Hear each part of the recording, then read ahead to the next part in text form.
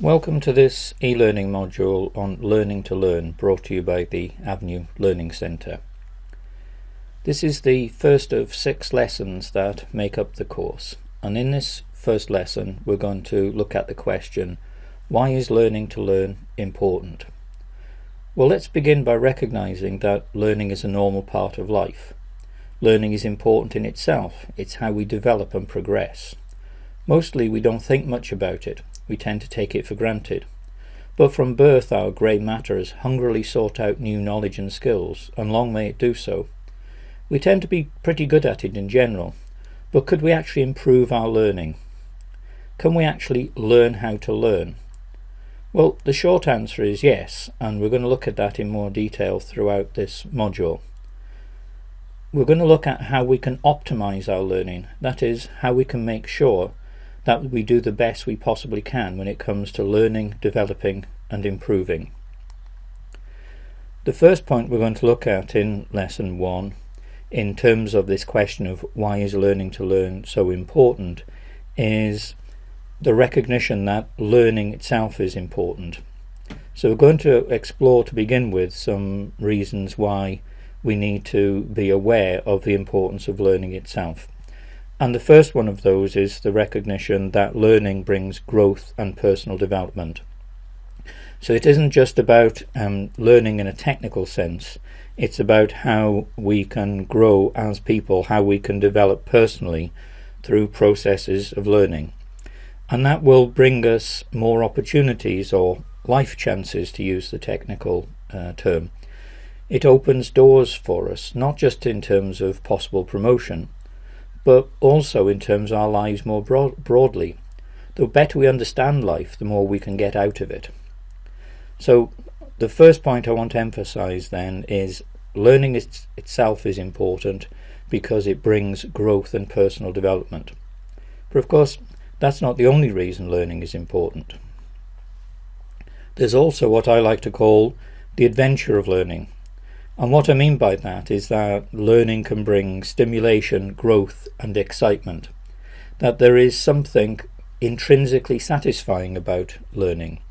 So even in situations where the learning may not produce a concrete change, as I've already mentioned in terms of promotion for example, the fact that we've learned is in itself a positive thing. It stimulates us, motivates us, can bring pleasure and enjoyment in itself.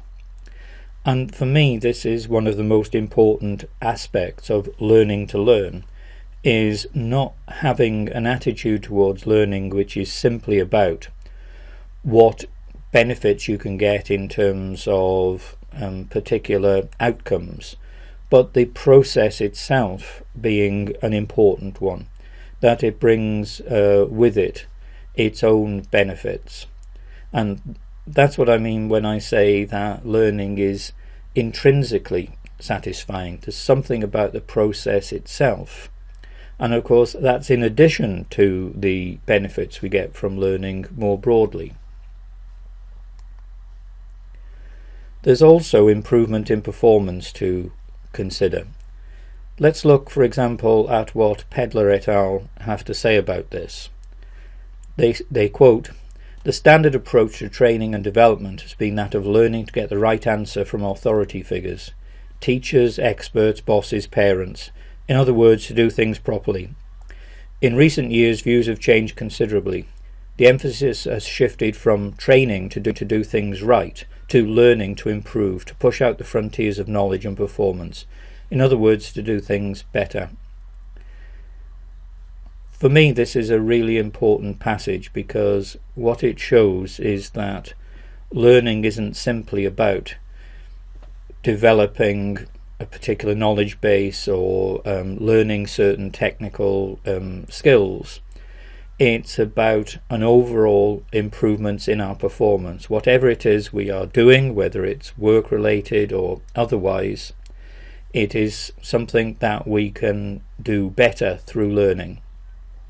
So, as we've already seen, learning is intrinsically positive, but it can also bring about an improvement in performance.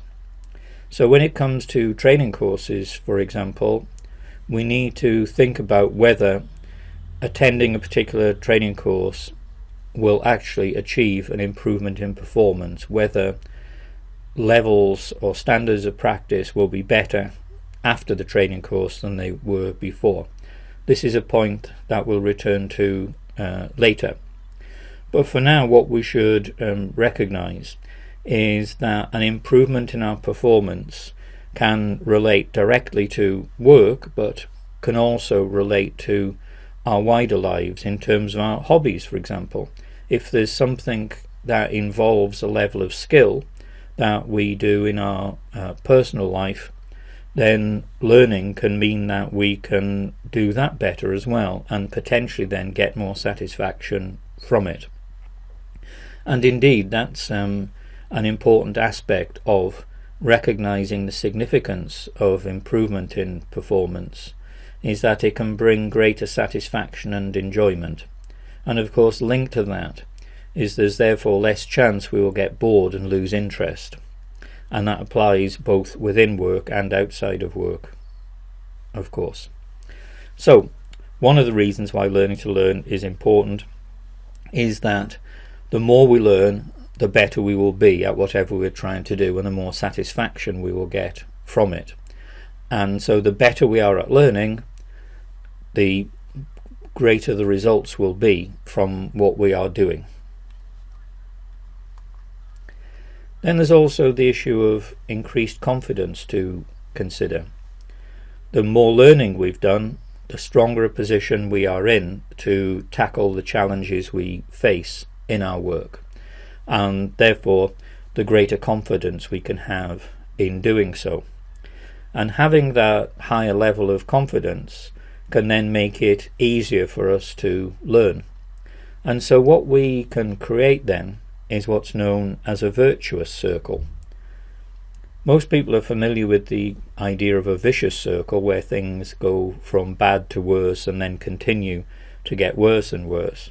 But a virtuous circle is the opposite of that. It's where things go from strength to strength, where they get better and better. And an increased level of confidence can produce a virtuous circle. That is, it can increase our ability to do our job or to engage in our hobbies and so on. We're able to do that more effectively, so that we then feel better about it. We can then feel more confident when we are better at what we do, which then enables us to get better still. So a virtuous circle, as it's known, is developed. Now, I want to emphasize the importance of confidence because it can play a key part in learning. If we're not confident, then we can block our own learning. And so that's a point we'll return to later when we look at obstacles to learning. But for now, I just want to emphasize that confidence is a key factor. And learning to learn, that is optimizing learning, is something that benefits from confidence and contributes to better confidence. Now, there's also an increased sense of security to consider, and this applies in a number of ways. If we are able to learn effectively, then we are going to be better equipped to tackle the challenges we face. So we've got less to be afraid of in terms of things going wrong in our work if we are constantly learning, if we are constantly building up our knowledge, skills, confidence and so on in relation to our work. And linked to this is the idea that learning gives us more awareness of threats, dangers and pitfalls. Many people, for example, have found themselves in some difficulties because there were dangers that they were unaware of, which then created problems for them. If they'd been more aware of that danger or that pitfall, there would have been less likelihood of that situation going awry.